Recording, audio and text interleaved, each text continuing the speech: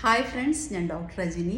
ഇന്ന് ഞാൻ നിങ്ങളോട് സംസാരിക്കാൻ പോകുന്നത് നമുക്ക് കോംപ്ലിമെൻറ്റും അല്ലെങ്കിൽ നമുക്ക് അംഗീകാരങ്ങളും റെസ്പെക്റ്റും ഒക്കെ കിട്ടാത്തതിന് കാരണക്കാർ നമ്മൾ തന്നെയാണ് എന്ന് പറഞ്ഞാൽ നിങ്ങൾക്ക് വിശ്വാസമാകത്തില്ല. എന്തുകൊണ്ടെന്ന് പറഞ്ഞാൽ നമുക്ക് എന്തെങ്കിലും കിട്ടണമെങ്കിൽ നമ്മളത് സ്വീകരിക്കാൻ തയ്യാറാകണം എന്നുള്ളതാണ് അതിലെ സത്യം.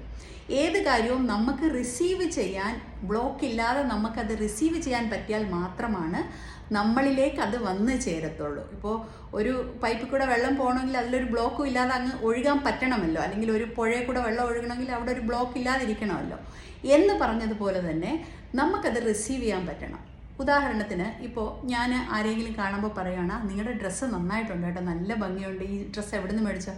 അയ്യോ, ഈ ഡ്രസ്സോ, ഇത് പണ്ട് 8 വർഷം മുമ്പ് മേടിച്ച, അല്ലെങ്കിൽ പഴയതാ, അല്ലെങ്കിൽ ഞാൻ കളയാൻ വെച്ചിരുന്നതാ എന്നായിരിക്കും നമ്മൾ പറയുന്നത്. കൊള്ളാവോ, താങ്ക് യു എന്ന് പറഞ്ഞ് നമ്മൾ ആ അംഗീകാരത്തിന് സ്വീകരിക്കത്തില്ല പലപ്പോഴും. കാരണം എന്ന് വെച്ചാൽ നമുക്ക് അതിന് നമ്മുടെ മനസ്സിലൊരു സന്തോഷം കാണും, അത് കൊള്ളാമെന്നൊക്കെ പറഞ്ഞതിന് സന്തോഷം കാണും. ഇപ്പം നമ്മളോടൊരു കറി നന്നായി എന്ന് പറയുകയാണെന്ന് ഇരിക്കട്ടെ, അപ്പോൾ നന്നായോ, ഇന്നെന്തായാലും ഞാൻ വലിയ കൂടുതൽ ഇൻഗ്രീഡിയൻസ് ഒന്നും ചേർത്തില്ല, എങ്ങനെയോ അത് നന്നായി, സാധാരണ നന്നാകാറില്ല.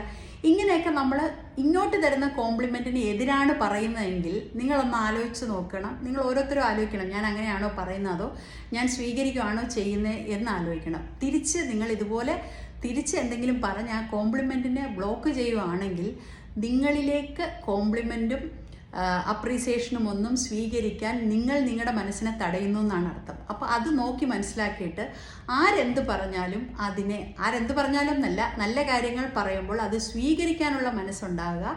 അപ്പം നിങ്ങളിലേക്ക് അംഗീകാരങ്ങളും അപ്രീസിയേഷനും കോംപ്ലിമെൻറ്റും എല്ലാം നിങ്ങളിലേക്ക് എത്തിച്ചേരട്ടെ എന്ന് വിഷയം. ബൈ.